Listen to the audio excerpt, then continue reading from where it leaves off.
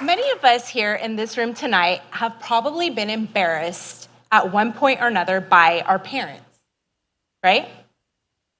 Now combine all of that embarrassment and multiply it by 10, and that's what it was like for me growing up with my mom. My mom is weird. But I have discovered that weird is beautiful. And I came to learn that because of my mom, who is not only weird, she's also eccentric and wacky and perhaps crazy. Now you're probably wondering a couple of things. How crazy are we talking? And to answer that, well, she hasn't officially been diagnosed with anything, but she's a mystery to figure out. And I thought there might be some doctors or psychiatrists in the audience tonight. Maybe you can help me figure her out, and I would appreciate that very much. My dad used to always say that we should donate my mom's brain to UC-Irvine so that your science department could see if she's actually an alien.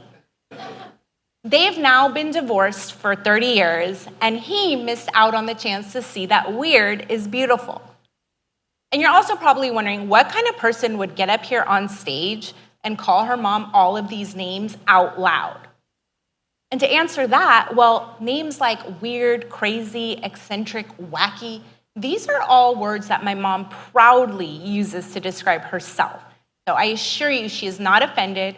She knows I love her very much, so you shouldn't be offended either. Let me give you some examples. My mom's kind of a mad scientist. She's always trying to invent something new or find new uses for something, and then she tries to get me to take these inventions to Shark Tank so that she can get rich. True story. Let me show you some of these inventions. To you, these may look like a pair of shoes with socks pulled over them, but to my mom, this was a system she invented to clean her floors while doing aerobics.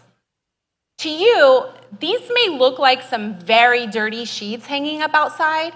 To my mom, this was the system she invented to catch the fruit before it falls to the ground. The neighbors did not like this very much, and a few complaints led to my mom coming home one day, and to her surprise, her trees were completely cut down. The neighbors definitely thought my mom was weird. You can imagine that growing up for me as an insecure kid, how much anxiety all of this gave me. It was hard enough for me because I looked nothing like everyone else in our town, which was mostly Caucasian, and I wanted desperately to fit in. But having a mom who gave zero hoots about the opinions of other people made it very hard for me to fit in. And if my mom was up to something unusual, it was a small town. I would usually have to hear about it. I'd get calls from people that knew us, and they would say things like, "I saw your mom having a picnic on the sidewalk by herself," or "I saw your mom dancing in public for no reason," which is something she actually loves to do. One time, there happened to be construction workers at our house playing country music, and my mom decided to spontaneously break into some country dance. You should have seen the look on those construction workers' faces. They did not know what to think. And my mom, she didn't care because she was too busy enjoying herself.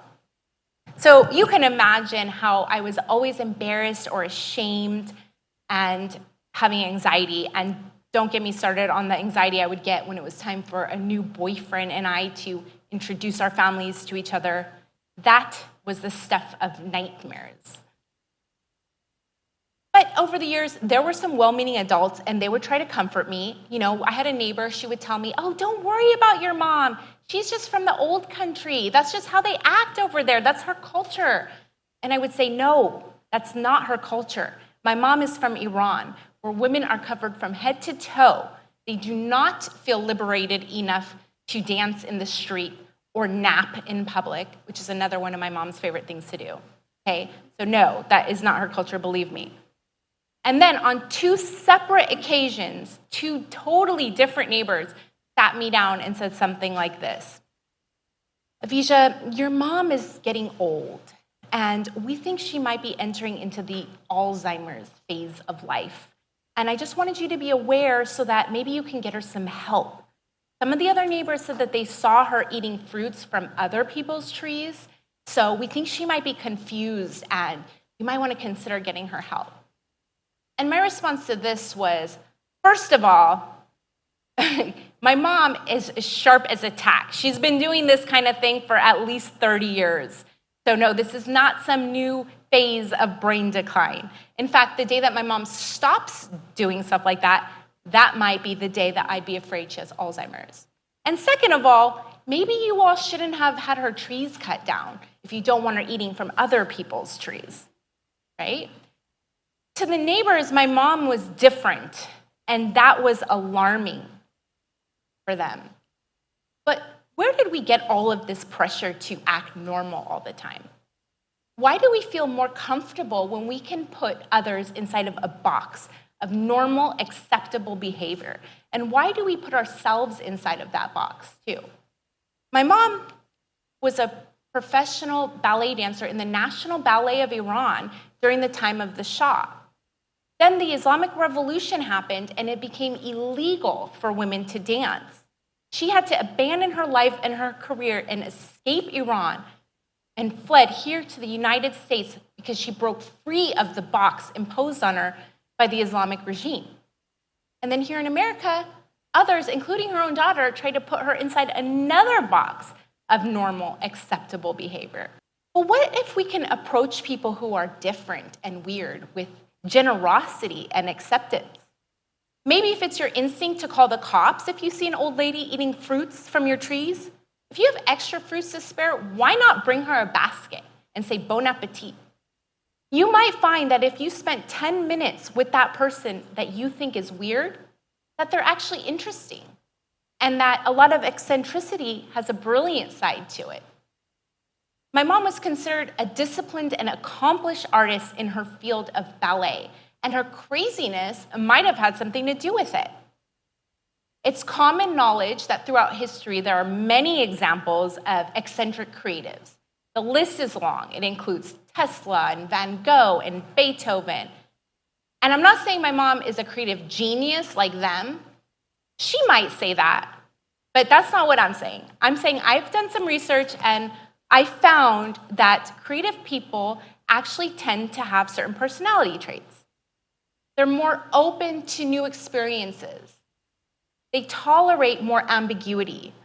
Their brains are more fluid and nebulous, and they can see things in a fresh and new way because they're not as tied to preconceived notions. And while that may sound great to be a creative and original thinker, they also face a lot of criticism and rejection if their ideas are seen as too unconventional. The very traits that made them creative actually can make them seem odd and strange to others.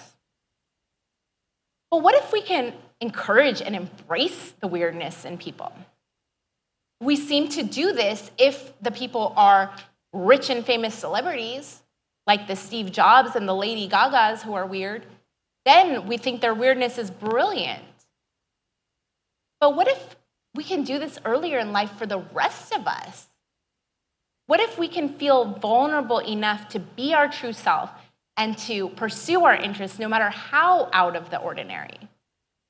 We've all been guilty of judging others, and we've all been judged ourselves.